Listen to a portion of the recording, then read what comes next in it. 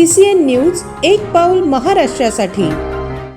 राज्याचे मदत व पुनर्वसन मंत्री तथा बुलढाणा जिल्ह्याचे पालकमंत्री मकरंद पाटील यांनी बुलढाणा जिल्हाधिकारी कार्यालयात नुकताच जिल्ह्याचा आढावा घेतला। यामध्ये जिल्ह्यातील पाणी प्रश्नावर सखोल चर्चा करून जलसंधारणाच्या कामांना प्राधान्य देण्याच्या सूचना यावेळी पालकमंत्र्यांनी दिल्या आहेत।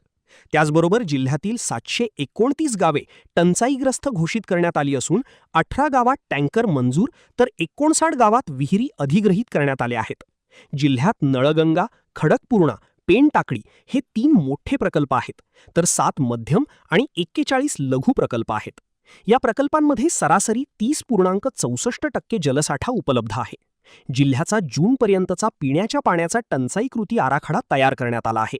या बैठकीला आमदार संजय गायकवाड, आमदार श्वेता महाले, आमदार मनोज कायंदे यांच्यासह विविध विभागाचे अधिकारी उपस्थित होते। पाणी टंचाईच्या संदर्भात साधारण 729 गावं ही आपण टंचाईग्रस्त गावं त्या ठिकाणी घोषित केली।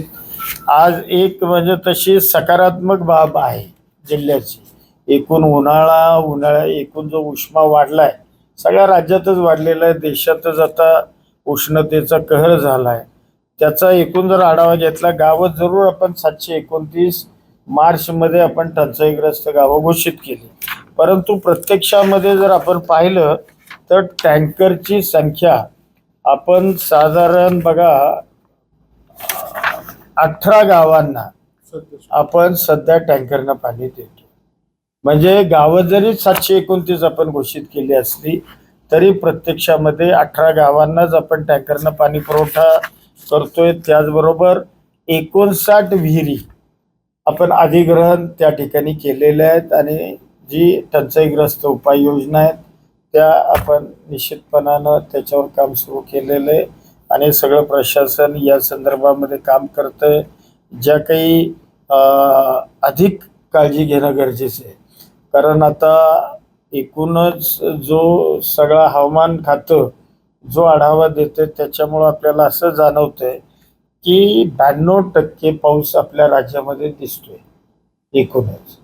आणि मग उद्या आणि साधारण 20 जून नंतर पाऊस सुरू होईल असं सांगितलं जात आहे आणि जुलै आणि ऑगस्ट महिन्यामध्ये पाऊस ओढ देईल अशा पद्धतीचंही सांगितलं जात आहे। त्यामुळे एकूणच पाण्याचं नियोजन करत असताना मग आपला जिगाव असेल, खडकपूर्णा असेल, अन्न आपले प्रकल्प असतील, कुठले मोठे मोठे तलाव असतील, या संदर्भात सुद्धा पाण्याचं नियोजन हे योग्य पद्धतीनं काटकसरीनं करण्याच्या संदर्भात सूचना दिलेल्या आहेत। त्याचबरोबर ज्या आपल्या जिल्ह्यामध्ये नगरपालिका आहेत या नगरपालिकांचा सुद्धा प्रत्येक नगरपालिकाचा आम्ही आढावा घेतलेला आहे आणि कुठं काय कमी आहे, काय करावं लागेल या संदर्भामध्ये सुद्धा सूचना या त्या ठिकाणी दिल्या।